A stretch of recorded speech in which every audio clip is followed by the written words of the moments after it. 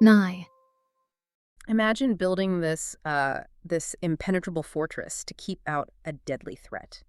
You're standing guard day and night, checking every single person who comes to the gate. Right, you're on high alert. Exactly. And you successfully keep the enemy out. But then you realize you've locked yourself inside this cold, lifeless prison, and worse, you don't even remember why you built the walls in the first place. Yeah, it's a devastating psychological trap, and we see it constantly in our modern world, Yeah. People pushing themselves to the absolute brink of burnout in their careers or their creative pursuits. Or even relationships. Oh, absolutely, relationships. They focus so intensely on defending their boundaries and just executing the mechanics of what they do that the original passion, the heart of it, completely evaporates. Which brings us to the mission of our deep dive today. We are looking at a stack of sources detailing excerpts from a text called Ephesus and the Peril of the Waning First Love. And it centers on a very specific, very famous historical text, the Book of Revelation. Specifically, we're looking at Revelation chapter 2, verses 1 through 7. Yeah, it's an open letter to the ancient church in Ephesus. Yeah. And what makes this so compelling is that we are essentially lifting the hood on an ancient community to see how a hypervigilant environment shaped their ultimate crisis. And I should say right up front, before we jump in, we are exploring these ideas exactly as they are presented in the source text. Right. We're not here to preach or, endorse the theological claims as universal truths. We're just analyzing the text's narrative and its lessons objectively. Because honestly, what I love about looking at the Book of Revelation today is that whether you treat this as sacred theology or just as a fascinating historical case study, the behavioral patterns described here are completely timeless. They really are. It's human nature. Right. We're looking at organizational endurance and the real cost of survival. Okay. So, let's unpack this. Because you cannot understand what happened to these Ephesian Christians without understanding the absolute madness of the city they lived in. I mean, Ephesus was not some quiet, dusty village. Far from it. I mean, Ephesus was located in Asia Minor, which is modern-day Turkey. And geopolitically, while it wasn't the official capital of the Roman province, functionally, it was the absolute center of gravity. The governor lived there, right? Exactly. The Roman governor resided there. It was the primary harbor of the region, and it sat right at the strategic crossroads of the four most critical roads of the entire Roman Empire. Meaning absolutely everyone and everything flowed right through its gates. The sources call it a marketplace of goods and gods. Yeah, that's a great way to put it. You've got merchants, soldiers, politicians, philosophers just constantly colliding. But the real crown jewel of Ephesus, the thing that drove everything, was religious and economic. It was the epicenter for the worship of the Roman goddess Diana, or Artemis. Right, the Temple of Artemis in Ephesus. It was literally one of the wonders of the ancient world. But we have to understand its function, because it wasn't just a religious site where, people went to pray and leave. Right.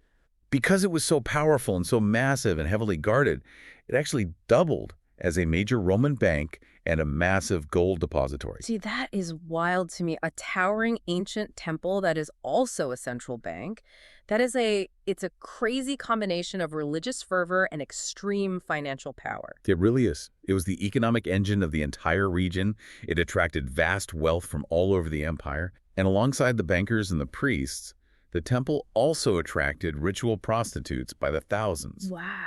So the local economy, the culture, the guilds, the daily rhythms of life in Ephesus, they were entirely interwoven with this massive pagan temple and its lavish practices. So trying to establish a devout, self-denying, first-century Christian community in Ephesus, it basically sounds like trying to run a silent meditation retreat in the middle of a combined Wall Street and Las Vegas. That is exactly what it was like. I mean, if you opt out of the temple culture, you are essentially opting out of the economy. It's social and financial suicide. Yeah, and what's fascinating here is how that specific pressure cooker dictates everything that follows.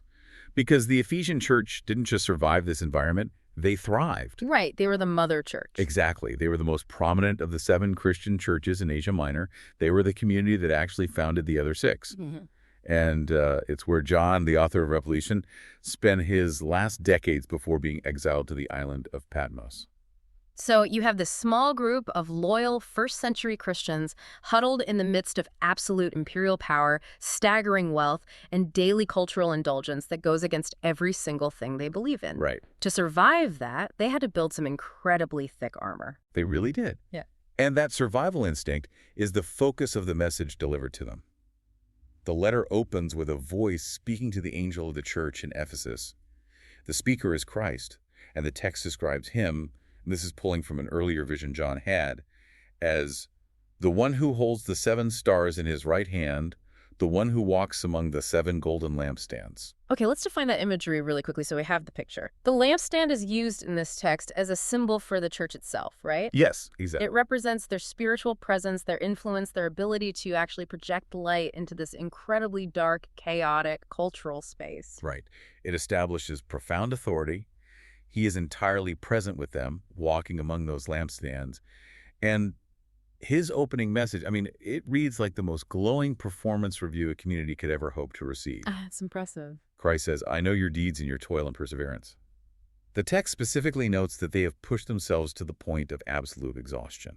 Because their work involved serious, tangible action. I mean, they were actively spreading their gospel, they were feeding the poor, they were strengthening each other in a deeply hostile circumstance. They endured, and they didn't quit. And the commendation also praises them for their strict boundaries.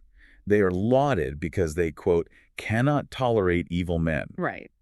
They held each other to incredibly high standards of conduct, and they actively tested people. If someone came into their community claiming to be an apostle, the Ephesians didn't just take their word for it. They interrogated them, found the false ones, and rooted them out. Okay, so what does this all mean? They have the perfect resume. On paper, yes. Right. They are feeding the hungry, they are working to the point of exhaustion, they are holding the line on their morals, and they are keeping their community completely safe from bad actors trying to infiltrate them. It sounds like they're absolutely crushing it. You'd think so. Yeah. I mean, my first instinct is that with a resume like that, they're bulletproof. Why on earth are they getting a warning letter? Well, the warning comes because of the hidden psychological toll that kind of rigid defense demands. Yeah. When you live in a Wall Street-Vegas hybrid, and you're constantly vetting your own community for cultural assimilation or false teachers, hypervigilance just becomes your default state. You can't ever turn it off. Exactly. And to really grasp how strict they had to become, we have to look closely at the specific enemy they were so successful at fighting off, which was a group called the Nicolaitans. Okay, yeah. The text explicitly praises the Ephesians for their stance here. Christ says, yet this you do have, that you hate the deeds of the Nicolaitans, which I also hate. Right. And the use of the word hate there is incredibly strong for a religious text centered on love. Who are these people that required such an aggressive rejection? So the Nicolaitans were followers of a man named Nicholas. And his backstory provides the tragic irony of this entire situation. Okay. According to the historical context tying back to the book of Acts, Nicholas was originally a man appointed by the early church to oversee food distribution to the poor. Okay, here's where it gets really interesting. Nicholas starts out managing the ancient equivalent of a church food bank, taking care of the most vulnerable people in the community. Yes. And he somehow twists that into running an immoral, gluttonous cult. Yes. How does someone make that kind of leap? I mean, how does the concept of freedom get weaponized that drastically? It requires a masterclass in philosophical twisting. You see, the core doctrine of Christian liberty taught that Christ frees humanity from the strict, legalistic bonds of ancient ritual and the penalty of sin. Right. It was supposed to be a profound spiritual liberation. Exactly. But Nicholas and his followers essentially adopted a dualistic mindset. They completely separated the spirit from the flesh. Oh, I see. So they basically argued, hey, we're spiritually free now. Our souls are completely saved by grace, which means it simply does not matter what we do with our physical bodies. That was the loophole. They used the vocabulary of Christian freedom to justify physical indulgence. And in a city like Ephesus, where ritual prostitution and lavish, gluttonous feasts at the Temple of Artemis were the absolute norm, that twisted theology was incredibly seductive. I can totally see why. It offers a way to call yourself a devout Christian while still participating in the most indulgent, socially advantageous parts of the dominant culture. Right. You get the best of both worlds. You don't have to be a social outcast anymore. You can go to the guild feasts, you can participate in the local economy, all under the guise of being spiritually liberated. Exactly. The text even compares Nicholas's false teachings to the false teachings of Balaam, who was an Old Testament figure who notoriously led the ancient Israelites astray. Oh, right. Balaam didn't attack Israel with a foreign army. He seduced them into sexual immorality and idolatry. He destroyed them from the inside out by making assimilation look appealing. So the Nicolaitans weren't a threat from the outside Roman government. They were a cancer growing from within the church itself, using the church's own sacred vocabulary against it. Precisely. And to stop that kind of insidious internal rot, the Ephesians couldn't afford to be casually faithful. They had to become absolute hardliners. Yikes. They had to scrutinize every single teaching, test every leader, and actively hate the deeds of the Nicolaitans just to keep their community from completely dissolving into the culture of Ephesus. And they succeeded. They built the fortress and kept the corruption out. They did. But that success came at a terrible, silent cost. Because the central critique of the letter, the fatal flaw, is delivered in a single sentence. Christ says, "But I have this against you, that you have left your first love." You have left your first love. That is such a haunting phrase. They hadn't stopped doing the work. They maintained their perfect doctrinal purity, but their service had completely slid into cold mechanical rules. Yeah, the passion, the deep emotional connection, the actual love for Christ and for each other that sparked the whole movement. It all evaporated into a lifeless, bureaucratic job. It's like a marriage where you're flawlessly executing all the chores. You're paying the bills, keeping the house spotless, organizing the calendar. But you've completely stopped talking to your partner, and you don't even enjoy their company anymore. Yes, that is exactly it. The mechanics are there, but the relationship is just dead. And this is a recurring psychological warning in biblical literature. The sources note that the Old Testament prophets constantly warned ancient Israel against this exact kind of abandonment. And the prophets outlined a very specific, devastating cascade of damage that follows when the heart goes cold. Right, the sources map it out step by step. It starts with spiritual coldness. You stop feeling connected to the divine or the core mission. Exactly. And then, because that connection is severed, it leads to an indifference to others. You stop caring about the people you are supposedly serving. And the vacuum left by that indifference is immediately filled by self-indulgence. Because once the animating love is gone, the mechanics of the religion or the organization might continue on sheer momentum for a while. People are still throw ahead. Yeah, still doing the tasks. But eventually, there is a complete loss of joy and peace. The final step in that cascade is the loss of God's protection. The structure collapses because the foundation has completely rotted away. If we connect this to the bigger picture, your marriage analogy perfectly captures the danger of cold mechanics. The Ephesians were checking every single doctrinal box, but a faith or a relationship or a career or a community that is based purely on policing boundaries and performing duties without love is inherently destructive. Right. It threatens the very core of their relationship with God, which is supposed to be based on the Great Commandment, to love the Lord with all your heart, soul, and mind. You cannot fulfill that commandment with a clipboard and a checklist. But the text doesn't just diagnose the problem, though. It's not just a condemnation. It offers a very specific path back. It gives them a three-step directive to rebuild the foundation. First, remember from where you have fallen. Look back at the passion and the joy you used to have. Which requires humility. Absolutely. Right. Second, repent. Acknowledge that this cold, mechanical state is actually a massive failure, despite all the outward success and the perfect resume. And third, do the deeds you did at first.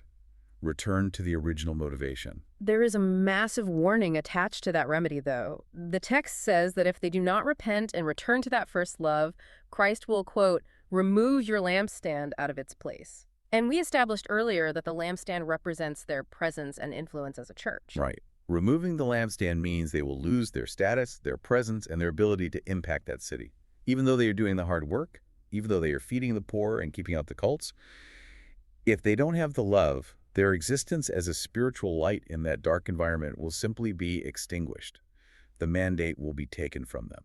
But it ends with a beautiful promise for those who can turn it around. To him who overcomes, I will grant to eat of the tree of life which is in the paradise of God. The sources explain that the tree of life, tracing all the way back to the book of Genesis, is a symbol of eternal life, and the paradise of God represents heaven. It's a promise of ultimate restoration. The tree of life was lost in the Garden of Eden due to a failure of obedience, but it is promised back to those who can overcome this specific and nuanced trial of a waning heart. So why does all of this matter to you listening to this deep dive right now? Why should you care about an ancient letter written to a community in modern-day Turkey 2,000 years ago? Yeah, it's a valid question. Because the danger of the Ephesian flaw is something every single one of us faces. Whether you are dealing with burnout in your career, exhaustion in your creative passions, or feeling like you're just going through the motions in a relationship, this text serves as a timeless warning. It forces us to stop and evaluate not just what we are doing, but why we are doing it. Are you just defending the fortress and checking the boxes, or is the original love still driving you? And that raises an important question to leave you with, something to mull over regarding human nature. The text heavily emphasizes how much energy the Ephesians spent testing false apostles and hating the deeds of the Nicolaitans. They had to do it to survive the culture of Ephesus. Right, I had no choice. But could it be that the very act of constantly fighting off that external corruption, focusing so much of their daily energy, their vigilance, and their emotion on what they hated and what they opposed, is exactly what drained the energy from what they originally loved? It is a stark, profound warning about the danger of letting your opposition rather than your passion define your identity.